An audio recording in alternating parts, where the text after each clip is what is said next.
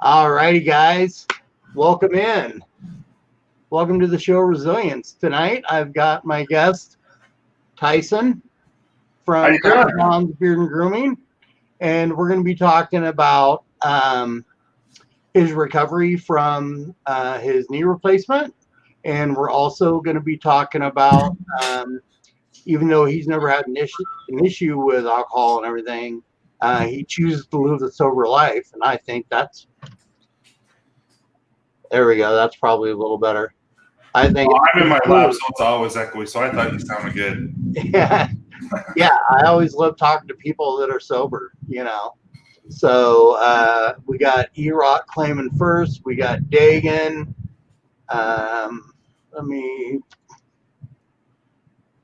What's up, Dagan? What's up, E? Yeah, Dagan. Great job tonight on the timer for the charity auction. That was really awesome. Yeah, like I said, it's my daughter's birthday, so I wanted to support, so I did some, auction stuff, but I just couldn't make it. I wanted to. Yeah. What's up, Joe? Well, first, a few little updates about me. I'm seeing a new psychiatrist, and so they prescribed me one thing that made me super sluggish in the morning and just kind of drowned my energy all day. So we switched a couple weeks ago to Latuda, and that's going okay. What's up, Kyle? What's up, E? What's up, Shenanigans? And so that seems to be working out all right. But I did a little block filming today, so I'll have a few things coming out soon. And yeah, the Latuda's made a big difference, I think, compared to the last one. So, I woke up today, super productive day, which on the previous med, man, there was no production going on. So, yeah, I look forward, since I'm getting back to my normal, look forward to more content being put out on a regular basis. I filmed a couple things today. One's a side dish or a party dish, and one's a dessert, and one's a kitchen hack. So those will be coming down the pipe. One will be up tomorrow night. Oh, nice. The other ones will release later after that. What's up, Ricks? What's up, Bato? Hey. Thanks for coming in, guys. Hey, Josh. Hey, Bato. Nice. We got both the cousins. We got both the cousins. Sweet. Yeah, they're going to be on my show sometime in the next month, early next month. Oh, on the Copper Lodge? Yeah. Nice. And then you got Ken tomorrow, right? Yeah, I'm actually having my wife's bringing me a drink. Thank you. You're not cold.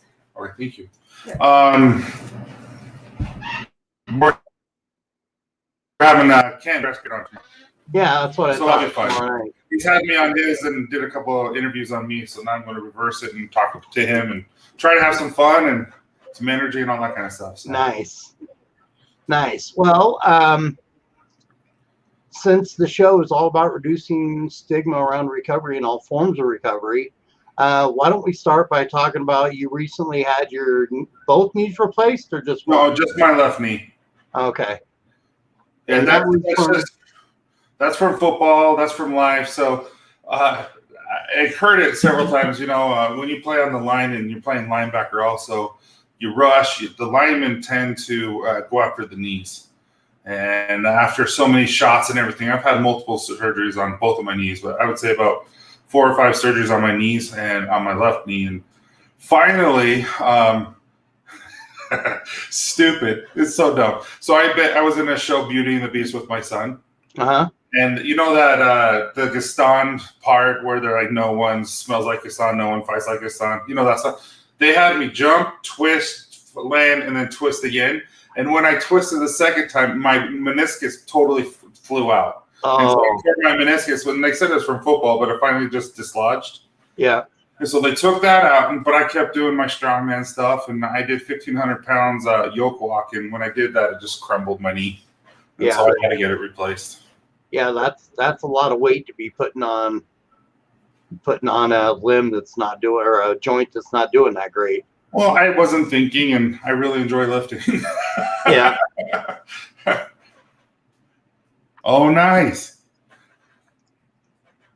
Some good companies right there too. Yeah. Hey, what's up, Dave? Thanks for stopping in. Dave's a stud too. After he gets settled in with his move, I'm going to have him on as a guest. Nice. Yeah, we share the whole sobriety thing, and similar backgrounds. So, so with your recovery, yeah, isn't that malt looking sick? Yeah, just Joe mentioned it. I'm like, are you going to join the competition? Are you going to do the mullet contest? Just if I was thinking, yeah, I should have just, gone for the.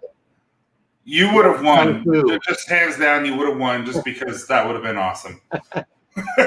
Yeah, the skullet. Uh-huh.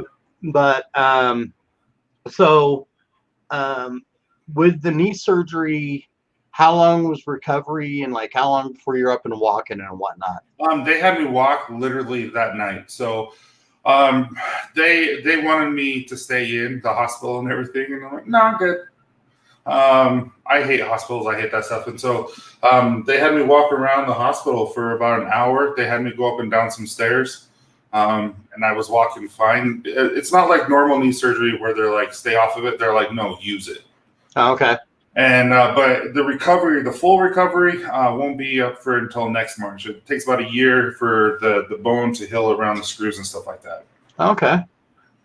So are you able to lift and golf and fish and stuff like you like to now, or? Yeah, so I just literally I was in my son's golf tournament yesterday, and I just squatted 395. So they were there. I mean, I'm not to where I was, but I mean, it hurts a little bit. But they said, the doctor's like, if it hurts, stop, and then do it again.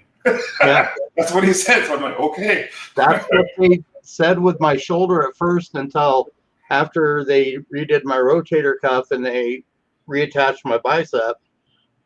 And that's kind of what they said. So I was driving and living at home again, and and I'm opening a can of peaches. Yeah. For the can opener, and pop my bicep loose. Shut up. I had to have another, so I had to have another surgery. That's why I was out of work for 11 months. Oh, man. But hey, what's up, Jason Esser? Oh, hey, Jason. So now, without getting into it too deep, is there any particular reason you choose to be sober? So for instance, like the medication that they gave me Percocet. I hate how it makes me feel. I don't like the loopiness. I don't like it. I'm not myself. I can't control myself. I don't like that stuff. And so I don't like how it makes me feel. And then when it comes to other things, I've seen family members lose marriages.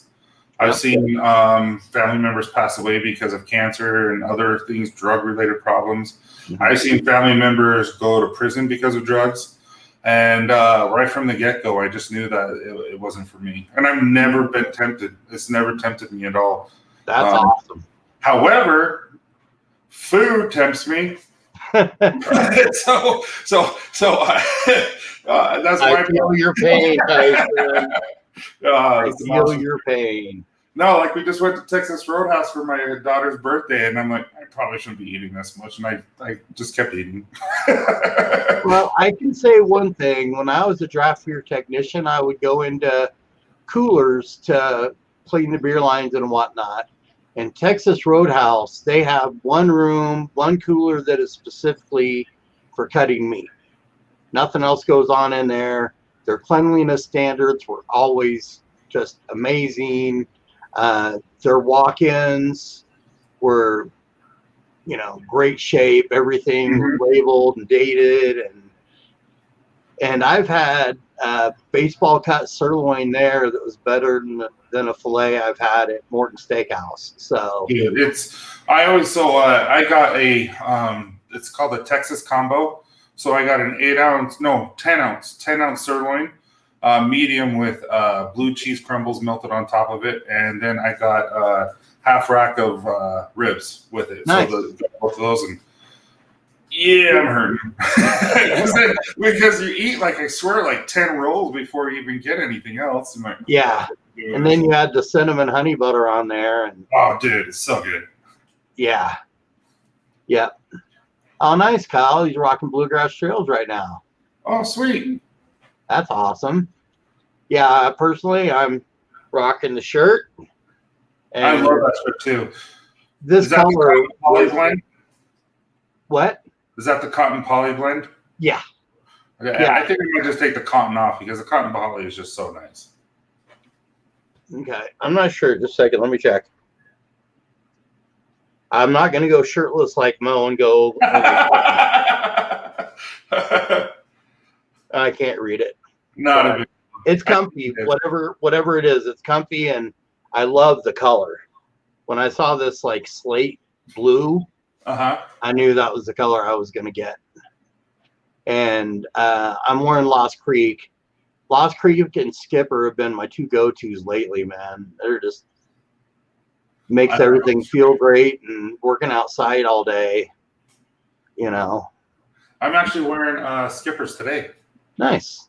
So I enjoy Skippers a lot, and it seems like the scent lasts long, and it doesn't, and it's just refreshing, especially in the summer.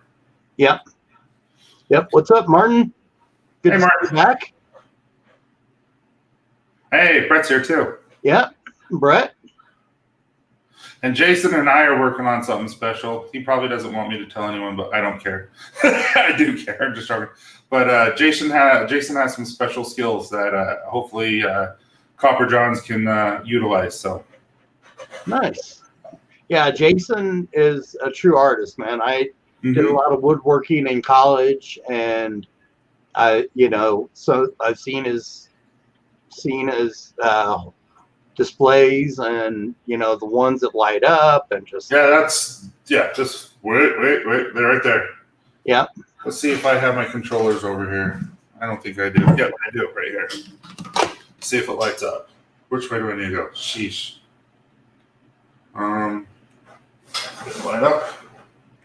What's up, Jay Cruz? I don't know. What's up, Cruz?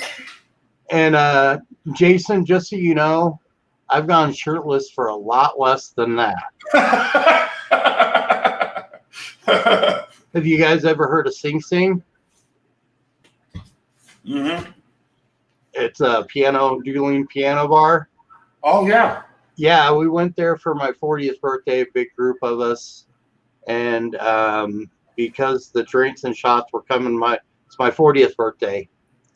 And needless to say, I wasn't turning down anything. And I don't remember the last couple hours of being there, but I guess I got up to sing a song, which I wasn't asked to do.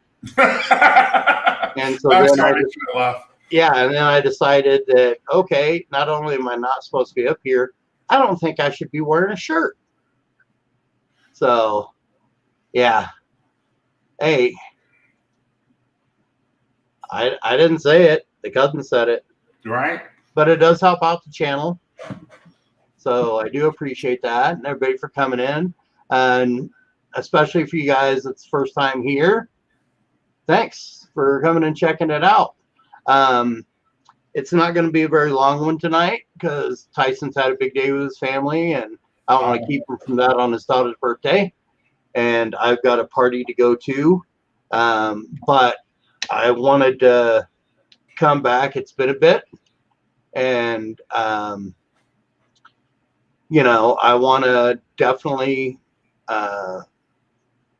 get into helping men, helping women recover, whether it be no matter what form, because, I've been through recovery for child sexual trauma. I've been through recovery for mental health, recovery for sobriety, recovery from injuries, dealing with chronic pain in my neck. So, I've got a little bit to offer, and, I want to make this a safe place and when Kyle and Joe were on, man, that was a great conversation. We had some great interactions with the fan and or not fans, guys that were in the chat. And you know, I deal with PTSD and a lot of other things. So I really like Tyson and I started correspondence before his business was officially open for business. Yeah, I remember we've been talking for a while. Yeah, and still to this day, my Nightfall review is my highest viewed beard product or grooming product, I should say. Let me see what Jeff is saying. Excuse me. I'm still a newbie. Yeah, Brett. I know you're in the service.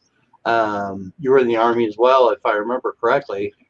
And I know myself, my PTSD didn't come from the Army. I've had guns stuck in my face in multiple occasions in civilian life. Well, as a drill sergeant, I had weapons turned on me at the firing range by morons, you know. But yeah, and then my chronic pain is I got trampled when I was working security at a concert, got knocked down to the concrete and got ran over by around 20 some odd people. Dang. So I understand the chronic pain and all that. What's up, Ricks? So you staying sober with all these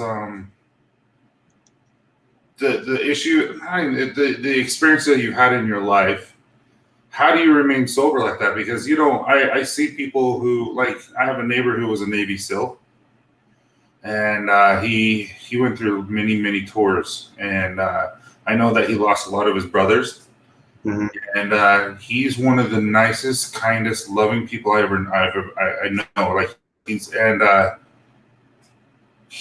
there some days, and he's not there the other days. Yeah. And he'll be talking to you, and he'll stop, and he'll just look past you, even though he's looking at you, if you know what I mean. Yeah.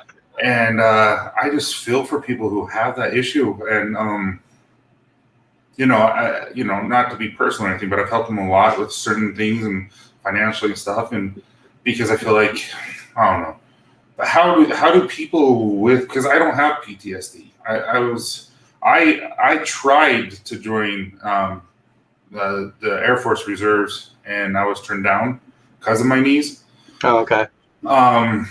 But you know, it's just how do you stay sober, and how do you fight for your will to continue moving forward when you have so many experiences that you're talking about? Because to me, that's hard. Yeah, I can't imagine some of the things that you just said go through. Well, you know? That's why I started self-medicating at 10, 11 years old, you know, and I didn't know I had PTSD from being molested. I didn't understand any of that. I just hated myself, you know. And to answer Jason's question, July 2nd, I started my mental health recovery in 2011. So I just hit a decade of that. And I haven't smoked weed since then either. So I've been clean for a decade, but my sobriety date is September 23rd. And last year, to honor that, to help answer Tyson's question as well as talk about it, is I'm a member of a nonprofit organization called the Phoenix, and they've got chapters all over the country. When I started going to them, they only had 3 chapters here in Colorado. Now we're in like 22 states or something like that, and it's an active sober community. And so last year on Kyle and Joe's channel, we did a fundraiser, and we were able to raise, after I had one person double what we raised and another person match. So we made just over 8,000 that we were able to donate to them. That was cool. And we did that on Kyle and Joe's, right? Yep. Yeah, I remember all that. Yeah, because I only had like 20 subscribers at the time, so you know. Yeah, that makes sense. I can reach more people, and plus, I've been rocking with the cousins. Like, I don't know. We just kind of clicked right off the bat, and I hear you. Kyle and Joe were one of the first people I ever reached out to as a Copper Johns. Actually, I think they were the first ones. If not, they were pretty dang close, and they were my first review and everything. I love Kyle and Joe. Yeah, I talk to Joe quite a bit. Yeah, we send a lot of messages. What's going on, Chris? Hey, what's up, Chris? Dude, got to be working on that custom jerky here in a little bit. Figure out what you want. What you want. Oh no, Diablo beat you. That's right.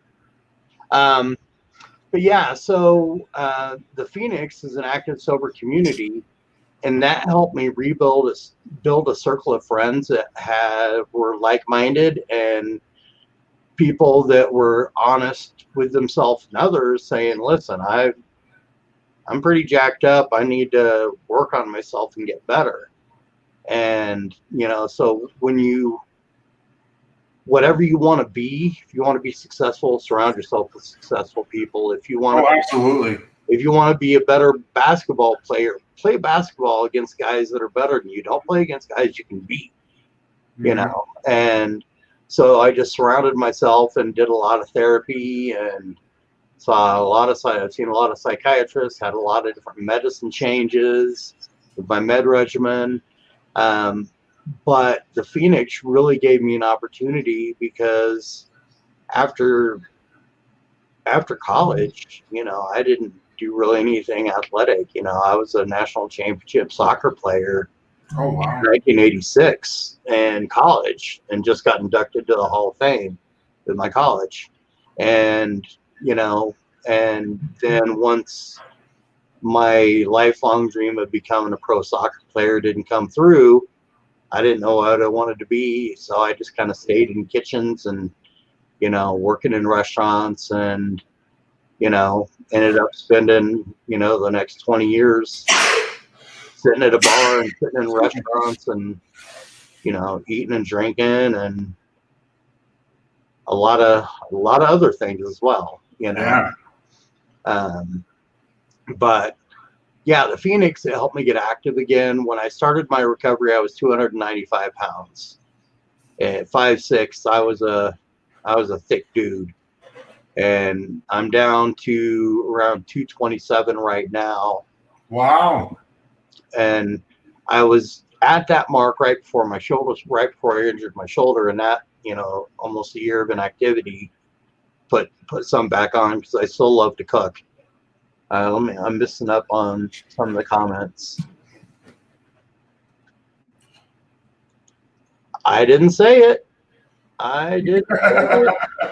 It is really good. So when are you coming to Utah?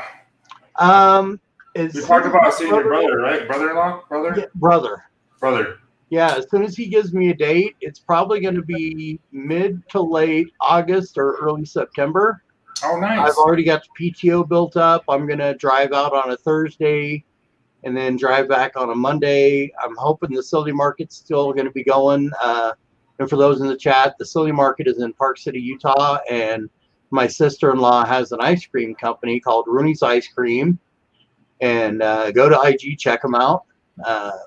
Good stuff. She makes ice cream bars, and she's got the capability now to do private labels. So, if a company wants ice cream bars with their name on it, then, she can do that. And she just celebrated a pretty cool milestone. The boxes that her sticks come in for the ice cream bars. Yeah. There's 10,000 in a box, and she just finished her first box last week. Oh, that is cool. So she's made 10,000 ice cream bars and sold 10,000 ice cream bars, which is huge. Cool. That's a good achievement. But yeah, Diablo, I agree with Diablo. When you're here, we need to have a community fishing trip. Yep. And that's what I talked to Tyson about. My last time I went out, which was September before COVID, me and my brother got a couple guides and we went fly fishing with the nephews and his wife. And so that was really fun. And So I've talked to Tyson about next time I come out, maybe meeting up with him, and he can play guide, and we can do some fishing. If you want to catch some big rainbow, I say we go up to Strawberry. If you know where that is, it's the border of Wyoming and Utah. Oh, no, that would be a little much for the next. You're talking about you're only allowed to keep anything above 24 inches. I mean, these are monsters. Wow. The only fish I've caught some catfish that were over 24 inches, and I caught a king salmon that was over 24. See, but Provo River, you're going to be right next to there. We could hit Provo River, and that always has good fish. And same with Logan River. I mean, there's a lot of stuff up there. I'm just talking about size. Yeah, we fished Provo last time, and it was really nice. But yeah, one of the things I do to help my sobriety and kind of stay focused on that is I love getting out in the outdoors. I mean, when I started my recovery, I took 18 months off of work, and I was getting short-term disability because I'd paid into it. So, I was getting 60% of my salary, and I was making good money as a general manager for Jack in the Box. And so it's like, okay, well, I have this cognitive behavioral therapy class at this time, and then I have therapy tomorrow at this time. What am I going to do? So my brother's working, the nephews are babies, at that time. So I got out my rod and reel, and, and when that broke on me, I went down and got a new spinning rod. And, and last year was the first year I had a fishing tag in a decade. Oh, really? I couldn't fish. Yeah. With my shoulder being rebuilt. And even though I can cast left-handed, I can't reel. Yeah. So, but yeah, that rock climbing, which is something I thought I would never do. And I really enjoy that. And I actually, for the nonprofit, I'll teach intros for people that have never been rock climbing. I'll teach them how to get all their gear on appropriately, and I'll teach them how to tie their knots and teach them communication. And then I used to help teach boxing class up in Denver, and then I used to do cooking classes for them. So, that's way cool. Yeah, that's awesome. That's a great way to stay sober and be able to stay busy, and that's awesome because, as you know, just as being a parent, when your kids aren't being active, there's up to something. so I'm just like, yeah, okay, it's quiet, something's wrong, and that goes for us too. If we're not staying busy, something's going on. So yeah, and luckily I've got Palmer Park, which is a really nice little park. I went on a hike there a couple of weeks back and posted some pictures on IG with my best friend. And we're super close, and I'm picking up my bike from being tuned up tomorrow. Or no, they're closed tomorrow. I'm picking it up on Monday. So I'm going to start riding again. And good for you. Yeah. My end goal is 170, 175. Because like when I was in college and I wasn't wrestling and I wasn't playing soccer, that was kind of a good walking around weight for me. Yeah. Not much of a belly. And so that's the end goal, but I want to break 200 because I haven't been under 200 and I would say probably 20 years. So that's awesome. And you got that. I mean, what, you're 227, you said? 220-ish? Yeah, 227. Yeah, you can, that's 50 pounds, man. You got that. Yeah. The way you cook, you can make things taste really good that aren't normally good. Yeah. Oh, you got that. Mick has a little message for you. I appreciate it, Mick. Yeah. I but tell him I said I will still make fun of him. Mick's a good guy. I really enjoy Mick. It's just it was, like I said, it was my daughter's birthday and we took her out to dinner and so. Did she choose Texas Roadhouse? Was it she did? Well, she actually wanted to play on the playground at Chick-fil-A, but the playground was closed, and right next door was Texas Roadhouse. I'm like, well, do you want to go here? I'm like, you'll get a saddle if your birthday. Yeah, so we ended up going there, and I'm like, yeah, probably not a good thing, but it was really good. Nice. Well, that's awesome. Yeah, me and my wife were going to go see Garth Brooks tonight. Oh, nice. But we're exhausted. We're so tired, and it's the truth. It's just like Copper John's. I'm so blessed. We're so blessed, but we're tired, and so I gave my tickets to my son, and he's taking someone, and I'm like, have fun. All right, night. Have you seen him before? No, I love Garth Brooks. But my wife and I looked at each other. I'm like, or we could go in bed and watch a TV show. So I don't know if you've ever seen on Netflix. It's called Never Have I Ever. No, but I've played that drinking game. Yeah, it's about an Indian family. A family from India. And they come and they're trying to become like American, and the father passes away the first episode, and it's like this teenage girl trying to be popular in high school, as in her perspective, and it is hilarious.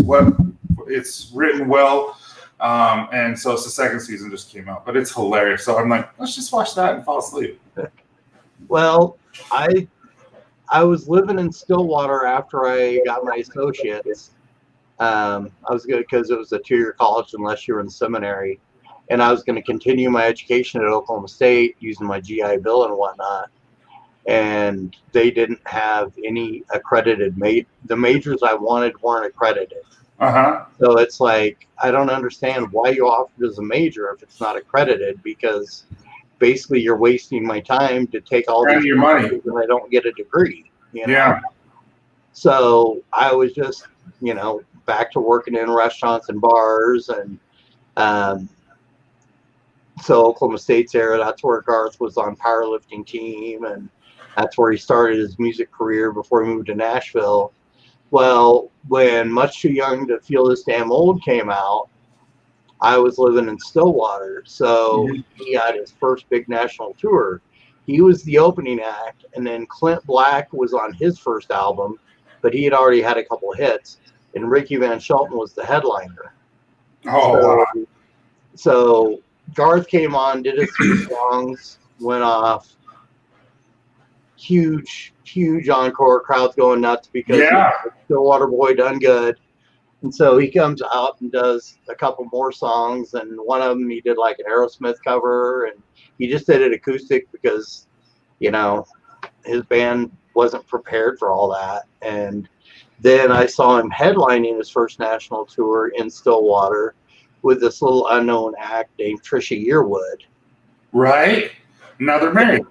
Yep. And then I saw him a few times at the National Finals Rodeo when I lived in Vegas, 90 through 94. Well, his big comeback tour a couple of years back was at coming to the Pepsi Center, and I was still doing concert security then.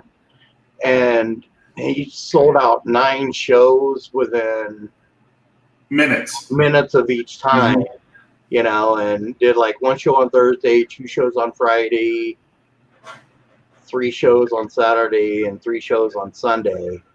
And his road manager has been his road manager his whole career. Big guy, about 6'6", giant 10-gallon cowboy hat named Tex. And he came out because I was working basically right by the barricade that keeps people from being able to go backstage. Yeah. So he came out to talk to us and be like, okay, this is kind of how it rolls and everything. He's like, think you guys ever seen him before? And I was like, yeah, I saw him, open for Clint Black and Ricky Van Shelton, and saw him with Trish opening. And he's like, wow, you've been around. I'm like, yeah. And then a couple shows later, Garth came out and he's like, who's the kid that saw me in Oklahoma? And I'm like, right here. He's like, well, thanks. And just sat there and we chatted for a few minutes. Oh, that's way cool. The reputation that he has of being the nicest guy in the business is no joke. He is super genuine. He takes the first 4 rows of the floor seats, and you can't buy them.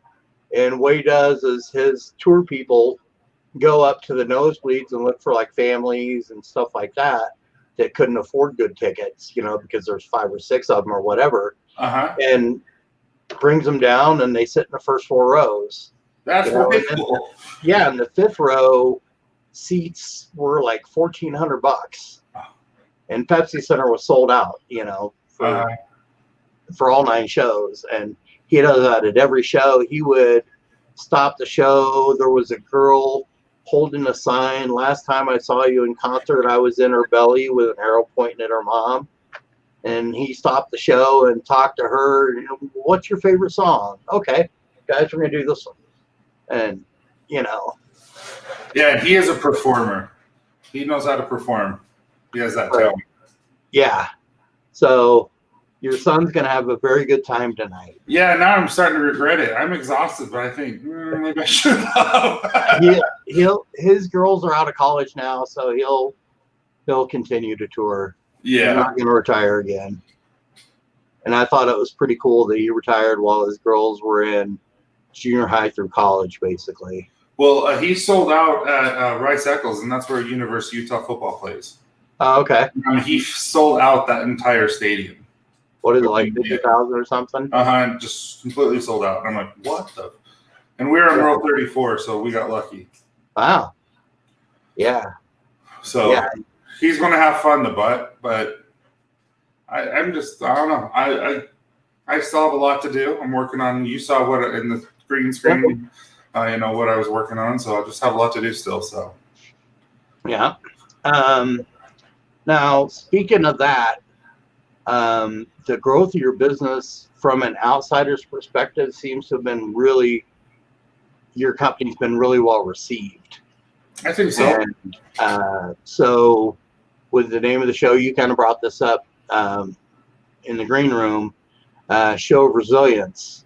As a company owner, I'm sure resilience is a big thing for you. Yeah, sorry, I was reading Diablo Beard's thing. Yeah, so that's what I was saying is like, hey, that's a really good thing for a company, and especially when, there are so many new companies out here, and it's not that we're, there's only a limited amount of people within this community, but then there's a ton of people outside that's, of the community. And it's just to be able to get outside and to continue to grow is a lot of work. And so, in every little cent that you make as a company, you put it right back in. And I truly don't know when I'll be able to pay myself. Yeah. But that's not the point, right? That's not the plan right now. The plan is to keep growing. Yeah. And so I have I have 11 products that I want to bring out here shortly. And I'm working, and I have 3-4 of them that are pretty much done. And I'm not talking about new scents. I'm talking about a totally different product from the mailman.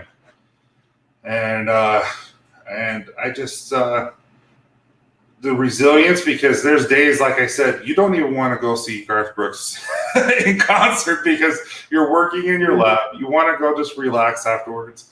And it just is what it is. And I'm grateful for it, and I'll never change it, and I love it. But it's, man, no one knows except unless you know. It's a lot of work. And the anniversary sale was so well received. It blew my mind. I did more that week than I ever have in an entire month. Well, I know this isn't a beer product show, but just saying. And I have this. It's called Sensi Fitbit, and it senses you when you're sleeping and when you're all that kind of stuff. And and I've averaged 3 hours and 45 minutes these past 3 weeks of sleep, and that's why I'm just like, nah, you just go see the concert. But dude, I mean, this is going to be nice when I tell you what it is. I'm excited, but it won't come in that container. Yep, I know. That's just Sam. No, I know. But so like I say, fishing, camping, rock climbing, cooking, teaching people how to cook. And I'm excited because we used to do a family dinner every month with the Phoenix. Mm-hmm. And COVID kind of put a squash on that and my cooking classes. Oh, bummer. The last Saturday this month, we're doing it up again. The only thing is the place doesn't have a kitchen in it like it used to. Mm-hmm. So I'll be running the grill for them probably and just make stuff ahead of time. Like, I've made 5 gallons of regular gumbo and 2 gallons of vegan gluten-free gumbo. That's what I was about to say. Is like, aren't you vegetarian or you're vegan? I was. You was. I was vegan for about a year. And what made you go back? I didn't see the results that I was looking for, and I, to be honest, I missed ribeyes and I missed seafood. Seafood is yeah. I'm huge on seafood.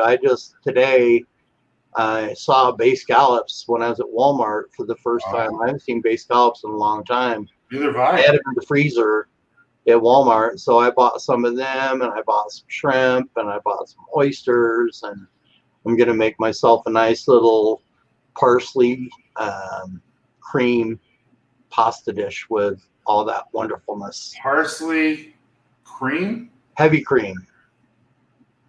What does that Butter. taste? I know what parsley tastes like, but I've never heard of a parsley heavy cream.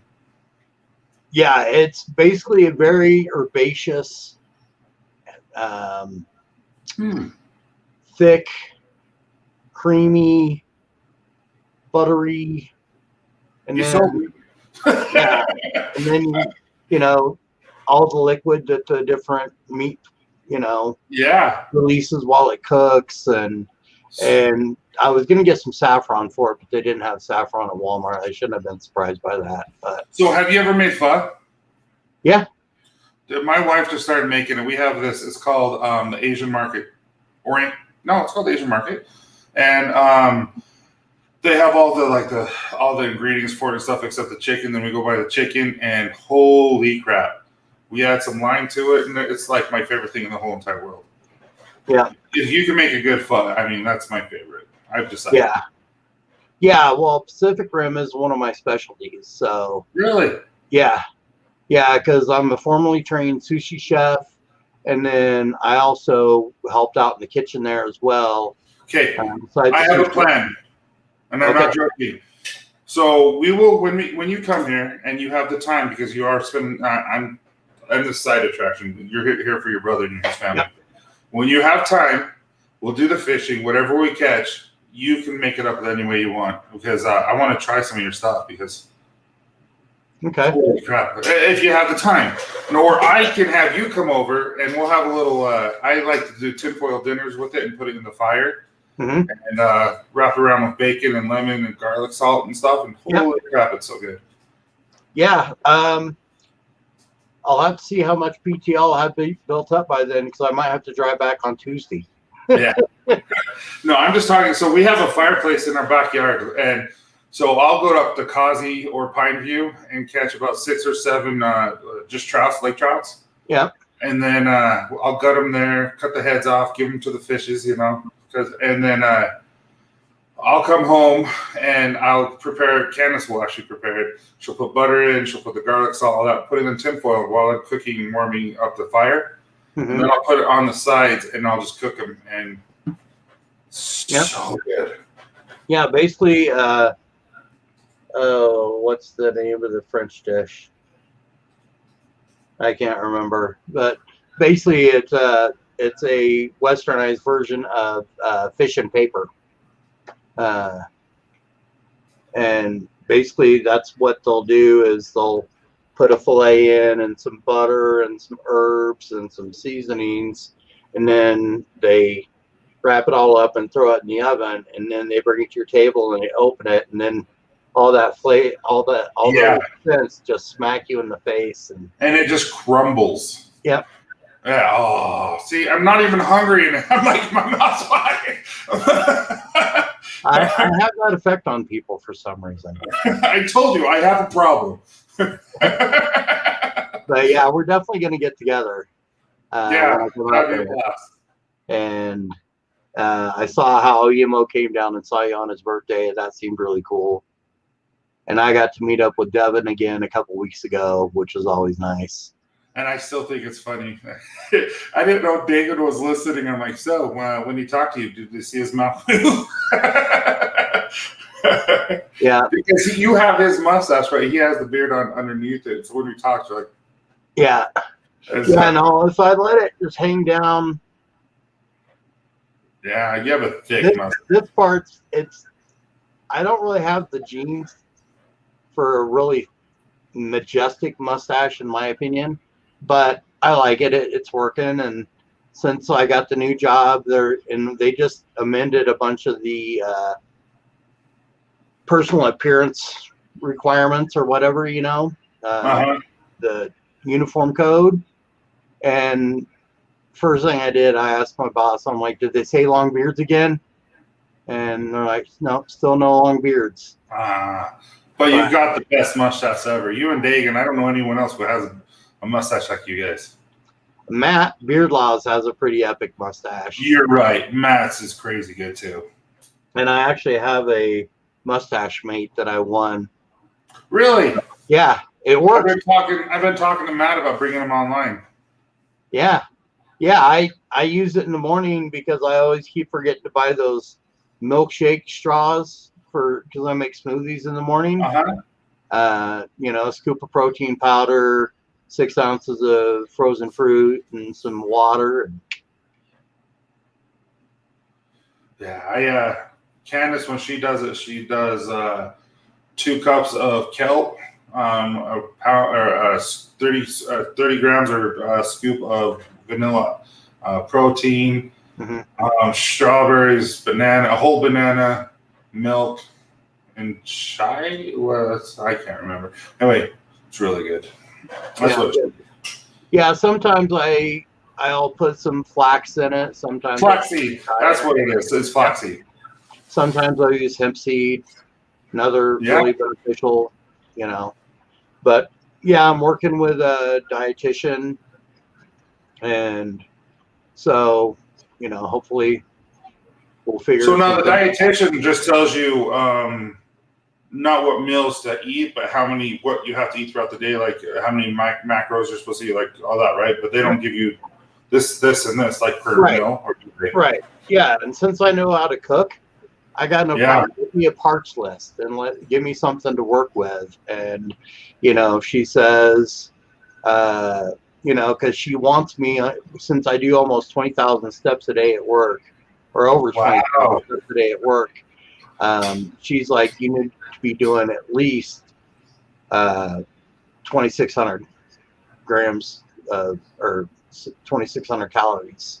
Just because all I do is walk at work, walk and pick up trash, So the other day, last Monday, when I worked an hour overtime, hit my personal best at work, I had 26,000 steps. Dang. So that's why I wear the Fitbit, but I'm a watch guy. Always been a watch guy. Always will be a watch guy. So I don't do a smart watch. I won't watch it has some character. So. Yeah, I don't wear watches. I don't wear rings. Even everyone knows I'm married. But it's just I have those wrists and hands that are just massive, and they accentuate what I have. Is I'm like, don't judge me because it looks tiny. Anyone else is huge, but on me it just looks like it's little. Well, do we have any questions in the audience? Did I lose you? What's up, Preston? Am I stuck? You're a little pixelated, but I can still hear you. And Diablo, yes, I use wax. I use Dapper Wax from Fellowship brand. I use Savvy Jacks, and there's another one I have that I don't remember the name of it, and that's what I'm using today when I want to get it really, really precise. I use that. I heat it up with a hair dryer and then put it on and it solidifies. And So then do you like a strong hold, medium hold, or light hold? it depends. For the most part. For the most part, like a medium hold. Okay. You know, enough to keep it out of my, you know, I utilize a lot of straws. There we go. I utilize a lot of straws. And I go through at least 1.5 gallons of water a shift just because I'm walking so much and, you know, out in the heat. But I like at least a medium hold to keep this out because I don't like it when I can bite it. I'm not a fan. You know, I get that. That's just me. You know, I don't like. Dude, you're going to kill it. So you're getting your bike. You're getting your bike. You start working. You're going to start doing that. You're doing 2,600 steps or 26,000 steps a day.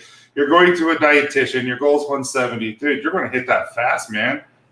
That's awesome. And no, that's an achievable goal. It might take some time, but you know what you're doing when it comes to food. It's the other stuff, and you're getting there. Yeah, good for you, man. The biggest thing for me is portion control. You know, I get that. I really do. You know, I need to start. If I'm going to eat as much as I eat, I need to eat a lot more veggies and a lot less crap. Yeah, you and me both. And I love veggies. You know, I love veggies. I know how to prepare them, and I just wish I was allowed to have a grill at my apartment. Oh, you're not? Grill? No. Not even on a balcony or the porch or anything? No, I don't. Well, I don't really have a porch. I'm in a garden level, so I've got like 6 steps up, but we don't have any grass. We have rocks, and I was like, you know, I can secure it here, and then because my parents have an offset smoker that they hardly ever use. The only time they use it was when I go over there and use it and cook for them. But a healthy horse apple diet would help. I've never heard of that. There's only one thing that's similar between me and a horse. Just saying. I'm kidding. I'm kidding. Yeah, no, one of my most favorite meals of all time is a grilled, like you take all the insides of the corn on the cob, you know, the corn, you take all the little, I don't even know what you call them, and then you put back the husk, and then you butter it and you put all the salt in it, and then you go grill it. Yeah, the corn silk. Yeah, that's. I'm just like, dude, if I could do that all day, every day. Yeah, it's my favorite. Yeah, and Russ, I saw your comment. Let me see. Yeah, I have type 2 myself, and they at first were telling me 45 until I told them how much I walked during work, and they're like, you might need to do 60 to 90 grams of carbs per meal. But yeah, so I'm looking forward to it. I really dig my dietitian. She's really nice. Get the Ninja Foodie Grill. I don't know how much I would use it, because normally if I want to grill, I go over to my parents and just have friends over there, or like the party I'm going to here in a little bit, I'll rock the grill for them, because that's one way I deal with my anxiety. If I have a task, I'm fine.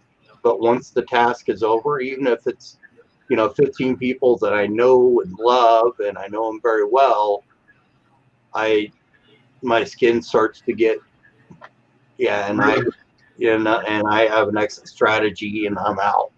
But so normally when it comes to social gatherings, I'm the one on the grill or the one in the kitchen, and that's perfectly fine for me. And my friends don't mind me cooking for them, because I'm a hell of a chef. Yeah, I'm a hell of a chef.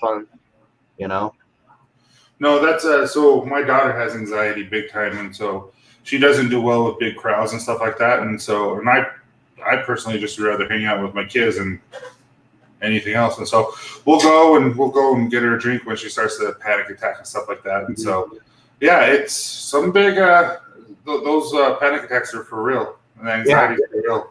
So you found an outlet to be able to cook and still hang out with your friends. Yeah. Well, one tool I learned that helps me when I'm in crowds, whether it be grocery shopping, Christmas shopping, whatever, and you can kind of, how old's your daughter? She's 14. She's almost 15. Give her a little task to do when you're out in crowds like that, you know, be like, hey, count how many people are wearing hats or something like that. Oh, that's a really good idea. And get her mind off of it. Yeah, and it like having a task keeps your mind focused, and if you're focused, normally the anxiety doesn't creep in as much. So that's a tool I use.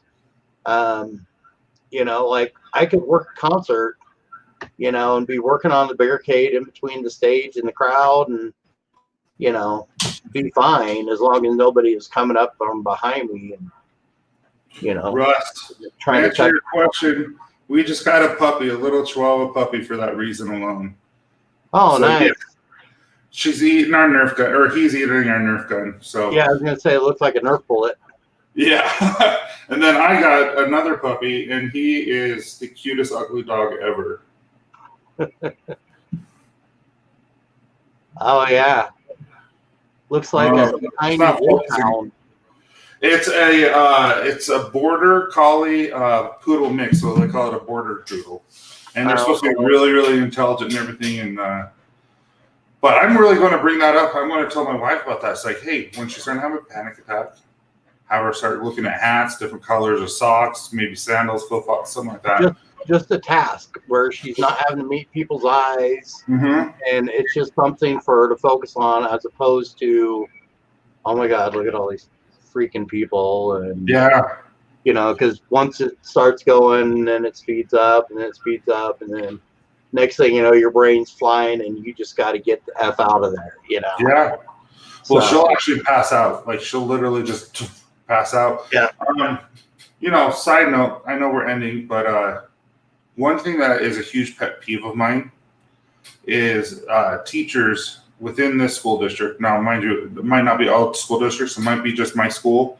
They don't respect her boundaries, if that makes sense. Like she'll say, I can't do this. I'm having a pack. I need to step out. I need to step out. And they won't let her because they're so used to kids saying, oh, I'm having a panic attack. When no, you're just stressed because you did not study. You know what I mean? And so they can't differentiate. So my daughter is really passed out in class because she got so nervous, to a girl who's saying, oh, I'm so nervous, I'm having a panic, they can't differentiate. And so then all of a sudden, boom, my daughter passes out. And I'm just like, no, there's a difference. Please work with my daughter. We have it written up and everything. And you have an IEP for her? Yeah, and all that kind of stuff. But there's one teacher this past school year who wouldn't work with her. And I'm just like, yeah, that's why IEPs exist. I mean, I used to work with kids on the spectrum and other special needs kids, and that's why individual education plans exist. To make it as even as a playing field for the students to be able to learn and, you know, and feel safe. And that's and I mean, we're getting probably too personal, but she's been in the hospital several times. This isn't a thing that's a joke. This is like a serious thing for her, and like she's gonna. It's been rough. Yeah. And even after the hospital, even after the doctors have filled out everything, signed everything, submitted, there are still a few teachers that are, no, you're fine. And I'm like, don't you understand that if you see a child with a broken arm, you see a child with a broken arm in a cast. Yep. You see the injury. It's the same thing inside the brain. You can't see it, but that's what's going on. I'm like, you have to help her. And so most of the teachers help, but there was just that one. I was like, I got to be really, really upset. And, you know, you can tell I'm a little passionate because it's my daughter. Yeah. And I'm like, mind you, she's hard to live with. But I love her to death and I would do anything for her. Yeah. But holy crap. I mean, take care of her. That's your job. Yeah. And anyway, it's just. No, I agree. There's so much when it comes to I don't like to use the term mental health, but there's so much stigma around it, which is one reason I started the show as well, is, if somebody has cancer, you can see, if somebody has cerebral you palsy, can see the physical effects. Yeah. Whereas with PTSD, social anxiety, the list goes on and on, you can't see it. So everybody just assumes, well, they're fine. Well, see, she's borderline personality, which means Yep, I know. Yeah, so inside it's like the fight or flight. So she sees like normal, and everything is fluctuated, and so she feels it. There's no in between. It's like I hate you or I love you. There's no in between. And so when she's nervous, you know what I mean? And then so it's been really, really hard and to get everything up and ready, but it is what it is, and I wouldn't change anything in the world, and I love her to death. It's just you hate to see her, and so one thing that really helped me was I took a cognitive behavioral therapy class, and they also have dialectical behavioral therapy. And it basically teaches you how to recognize the real emotion of what you're feeling and how to deal with it and how to deal with it healthily. Because back in my day, I didn't know I had social anxiety, because every time I was in a big social event, if it was sports, I was concentrating on the sports. And then after the sports, at the socializing, I was trying to be able so you can socialize. Yeah. And I was self-medicating, so I didn't know I had anxiety until I got sober, because starting like I say around 10, 11 years old, I started self-medicating. And well, Candace and I decided that we as a family, all my kids, and we're going to do family therapy, because we as a family need to be better communicators and be able to see the triggers that we're creating in our family, not just for our daughter, but for all of us, so that we can be just better. And there's nothing wrong with that. And so we're going to be starting doing that, and I think that'll help us all. Yeah, I mean, yeah, Martin,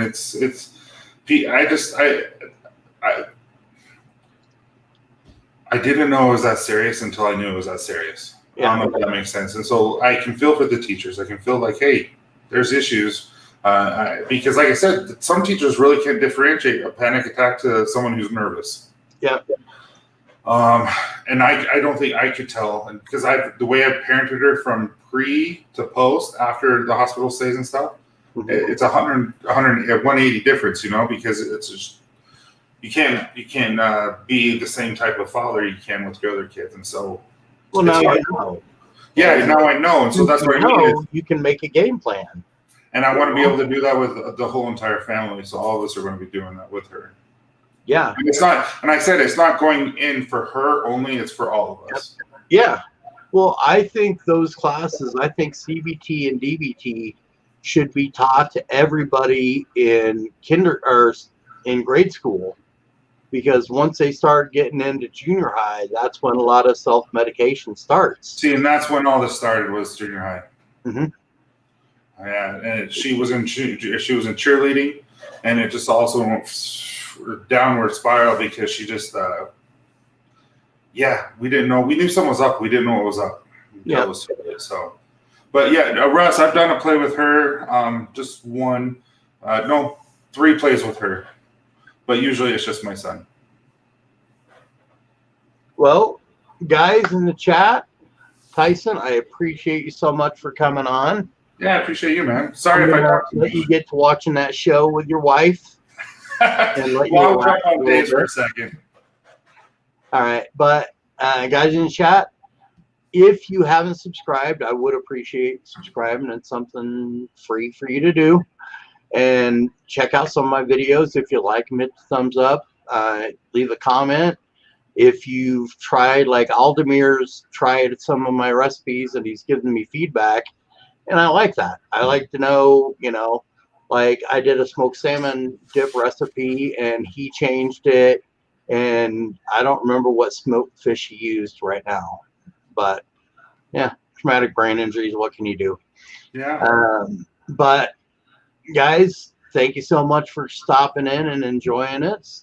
And hopefully you're going to have a great night yourselves. And I will be back in either 2 or 3 weeks. I have to, because I do have a catering function that I'm going to be doing. That's so cool. Little side hustle action.